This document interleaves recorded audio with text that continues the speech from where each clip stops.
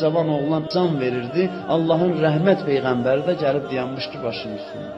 Gördü oğlanın dili tutulub la ilahe illallah deyə bilmir. Dedi bunun nəsə çətinliyi var. Başının üstə bir qadın dayanmışdı. Dedi bunun anası kimdir? Dedi mən anası. Dedi sən deyəsən oğlundan narazısan. Dedi bəli ya Resulallah. 6 ildir mən onu danışdırmıram.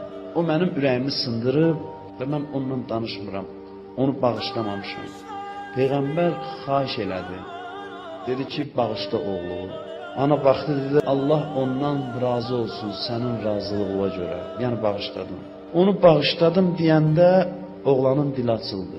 Yavaş-yavaş dedi la ilahe illallah. Peyğəmbər baxdı dedi nə görürsən? Dedi qorxunc bir surət görürdüm başımın üstündə. O gəlirdi mənim üstümə. Mən bu dilim açılanda şəhadət kəlməsini dedim, gözəl bir surət mənə yaxınlaşdı və onu uzaqlaşdırdı mənim başımın üstünə. O halda o cavan